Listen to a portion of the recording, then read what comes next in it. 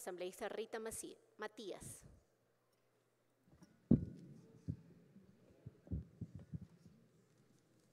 Compañera presidenta, compañeros legisladores, pueblo ecuatoriano, un saludo especial a los de las Barras Altas.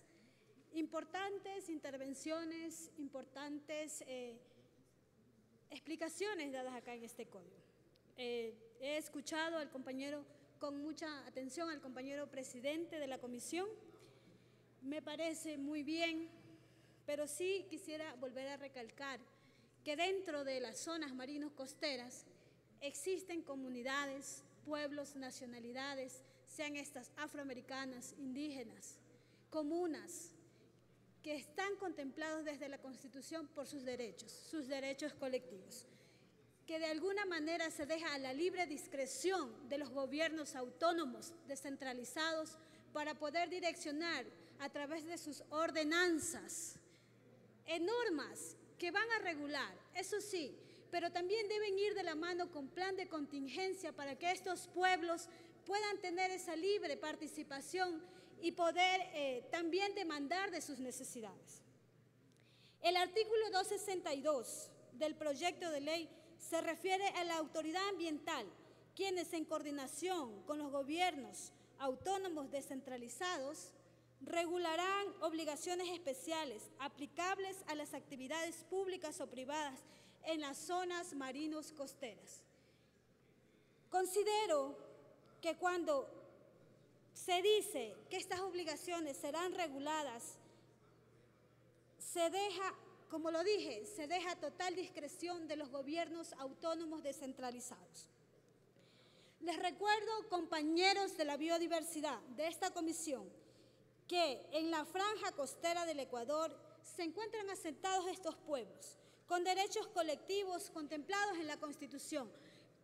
Señora Presidenta, permita que desde Secretaría se lea en el artículo 57 sus numerales 6 y 8 para que podamos entender la participación de este sector comunitario dentro de la Constitución de la República. Señora Secretaria, proceda con lo solicitado.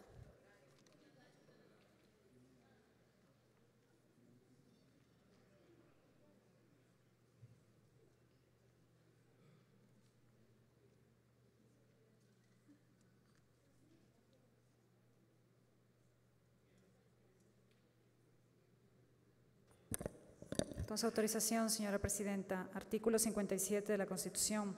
Se reconoce y garantizará a las comunas, comunidades, pueblos y nacionalidades indígenas de conformidad con la Constitución y con los pactos, convenios, declaraciones y demás instrumentos internacionales de derechos humanos los siguientes derechos colectivos. Numeral 6. Participar en el uso, usufructo, administración y conservación de los recursos naturales renovables que se hallan en sus tierras. Numeral 7. 8. Compañera secretaria, 6 y 8. 8. Conservar y promover sus prácticas de manejo de la biodiversidad y de su entorno natural. El Estado establecerá y ejecutará programas con la participación de la comunidad para asegurar la conservación y utilización sustentable de la biodiversidad. Hasta ahí el texto, señora Presidenta. Muchas gracias. En el artículo 262, ya que forma parte del título 1, en las que se establecen las disposiciones generales que regularán todo este libro, propongo que se agregue a continuación del artículo 262, inciso primero, del informe para el segundo debate, el siguiente. Cuando estas actividades se desarrollen en zonas marino-costeras, contiguas a los territorios de las comunas, comunidades, pueblos, nacionalidades, indígenas, afroecuatorianas y montubias, con derechos garantizados en la Constitución, la Autoridad Ambiental Nacional, la Autoridad Nacional a cargo de la gestión de riesgo y los gobiernos autónomos descentralizados deberán coordinar con estas comunidades todas las regulaciones que puedan afectar a sus derechos colectivos. Varios de estos artículos, compañeros, de este libro se refieren a la zona marino-costera. Tenemos que en el artículo 263 expresa que se dará protección a la franja costera. El artículo 265 dice ¿qué es la playa de mar? El artículo 266 se refiere a la franja adyacente.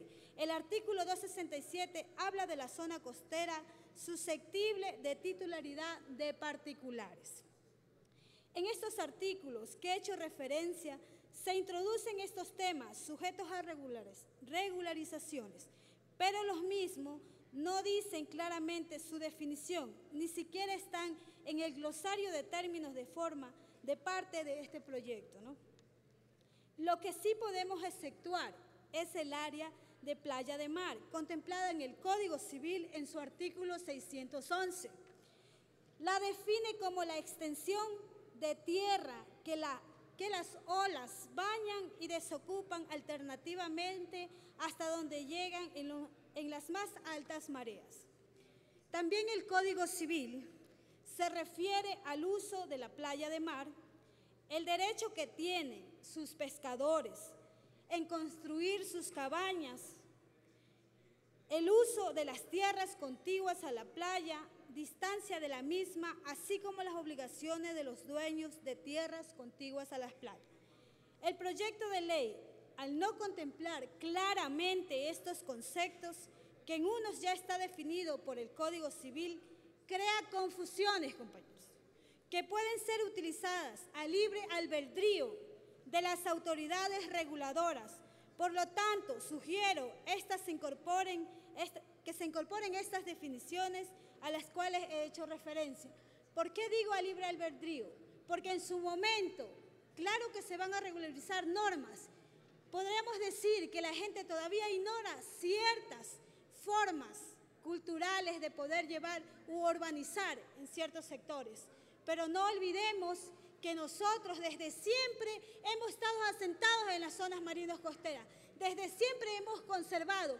¿Quiénes somos los que generalmente hemos cuidado las playas? Los que habitamos dentro de ellas. Y al tiempo de normar en los gobiernos seccionales, pueden olvidarse de la subsistencia que tienen estos pueblos desde antes y pueden crear normas si no se deja claramente y pueden vulnerar esos derechos. También, el artículo 266 de la franja adyacente de titularidad del Estado establece que esta franja se caracteriza por la posibilidad de realizar en ella el asentamiento de infraestructura para el uso y goce de la playa. Los incisos 2 y 3 se refieren que los GATS puedan ampliar el ancho de la franja adyacente y también podrían otorgar las áreas de concesión. En este tema, compañeros, también estoy de acuerdo en lo que expuso la compañera Falconi, porque no solamente están los estudios científicos, sino que también se debe considerar la historia de estos territorios, un buen plan de manejo territorial, esos planes de contingencia, que si bien vivimos el 16 de abril, cuando en la provincia de Santa Elena también tuvo sus partes afectadas, no había un plan consistente para poder evitar estas situaciones. Compañeros, les digo que en la práctica, por lo menos en lo que respecta a la provincia de Santa Elena, en la gran mayoría que vivimos en las franjas adyacentes, se encuentran asentadas comunidades con derechos que hay que respetar. En estas se encuentran asentadas al perfil costanero, cabañas turísticas, sean estas de madera o de caña bambú. Cabañas donde guardan sus embarcaciones los pescadores artesanales y también existen viviendas que siempre han estado ahí.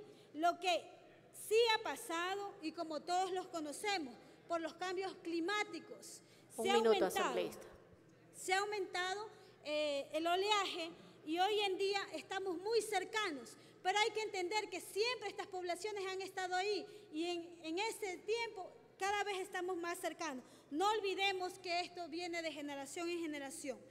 Por estas consideraciones, sería regresivo que los GATS, con las atribuciones que le concede este código, intervengan en estas comunidades afectando los derechos de sus habitantes. También en el artículo 271, referente a la servidumbre de tránsito, se entrega la potestad a los GAT para que puedan ampliar el ancho de la franja de servidumbre para acceder a la franja adyacente. Considero que conforme a lo establecido en la Constitución, el COTAD, la Ley de Tierra, Los gobiernos autónomos descentralizados no tienen competencia para intervenir en territorios comunitarios, por lo cual estos artículos que hago referencia estarían menoscabando derechos de estas colectividades. Señores miembros de la comisión, por eso en mi anterior intervención en este proyecto propuse que se agregue por lo menos un artículo en que se garanticen los derechos de los territorios de las comunidades indígenas, afroamericanos, montubias, para que puedan usar en efectivo uso y goce de las riquezas naturales que les permitan acceder a ese buen vivir que todas y todos queremos. Gracias, por esos asambleísta. derechos, muchas gracias, compañera Muchas gracias. Tiene la palabra.